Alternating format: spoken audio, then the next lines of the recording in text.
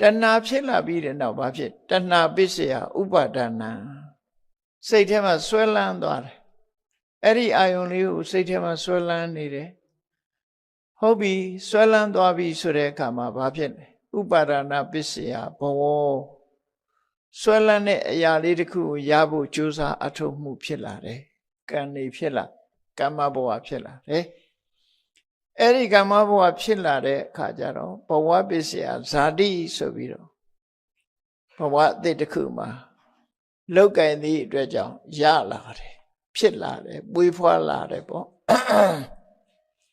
အဲ့ဒီမွေးဖွားလာပြီးရင်ဘာဖြစ်လဲဇာတိပစ္စယစရာမရဏဘုန်းကြီးတို့တွေဟာမွေးလာပြီးတဲ့နောက်မှာဘာတွေနဲ့ရင်ဆိုင်ရတော့ဆိုရင်တဖြည်းဖြည်းရင့်လာတာနဲ့စရာဆိုတာရင့်လာတဲ့သဘောနော်ရင့်လာတဲ့သဘောနဲ့ရင့်လာတာမှတဖြည်းဖြည်းရင့်လာလိုက်ပုံကတော့မျက်နှာမှာရှိတဲ့အရည်တွေကတွန့်လာတယ်ခေါင်းပေါ်မှာရှိတဲ့သပင်တွေကဖြူလာတယ်နော်ပရည်တွေတွန့်တဲ့သပင်ဖြူတယ်သွားတွေကျိုးလာတယ်ဒါရင့်လာတဲ့သဘောရဲ့နောက်မှာဖြစ်ပေါ်လာတဲ့အနေအထားတွေပေါ့နော်ပန်းလေးတစ်ပွင့်ဟာလည်းပဲရင့်သွားလို့ရှိရင်တဖြည်းဖြည်းဟာနွမ်းလာပြီးနောက်ဆုံးမှကျွေးကြသွားတဲ့သဘောဘယ်ရာပဲဖြစ်ဖြစ်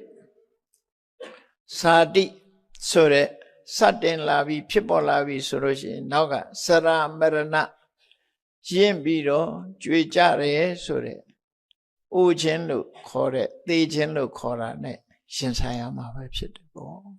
အဲ့ဒီသဘောကိုမြတ်စွာဘုရားဇာတိပစ္စယစရာမရဏဒါတွေမဲလားဆိုဘယ်ကမလဲဇာတိဖြစ်လာလို့ရှိရင်တောကနဲ့လည်းကြုံမှာပဲအိုရာရင်သေရာတယ်မဟုတ်ဘူးမအိုခင်မသေးခင်စကြမှာလည်းဆိုရင်ရမယ်ငိုကြွေးရတယ်ကိုယ်ဆင်းရဲမှုနဲ့ကြုံရတယ်စိတ်ဆင်းရဲမှုနဲ့ကြုံရတယ်စိတ်ပင်ပန်းမှုတွေနဲ့ကြုံရတယ်လို့ဒီလိုဒုက္ခတွေရောက်တာဧဝမေတ္တကေဝလတ္တဒုက္ခခန္ဓတ္တစဉ်းစားကြည့်လိုက်မယ်ဆိုရင်အခုဖြစ်တဲ့အရာတွေဟာဇာတိကပြီးတော့စရမရဏတောကပရိဒေဝဒုက္ခဒေါမနတဥပါယတဆိုတာတွေဟာတဲ့ဒုက္ခအစုတက်တာလည်းဖြစ်တယ်အားလုံးဟာကျင့်တတ်เสียမကောင်းတဲ့အခြေအနေဇိုးတွေသာဖြစ်တယ်အဲ့ဒီအခြေအနေဇိုးတွေဟာယင်းတဲ့နှလုံးထဲမှာဖြစ်ပေါ်လာလို့ဒုက္ခလုံးဝမပါဘူးဆင်းရဲဒုက္ခတက်ဒုက္ခခန္ဓတဒုက္ခအစုရဲ့တမှုတွေရောအခုလိုအကြောင်းကျိုးဆက်ပြီးတော့ဖြစ်ပေါ်လာမှုသည်နော်ဟောတိထင်ရှားတယ်ဒီလိုဆိုလို့တယ်ဘဝမှာဘုန်းကြီးတို့ရဲ့နေ့စဉ်ဘဝဒီတိုင်းသွားနေတယ်ဆိုတာသဘောပေါက်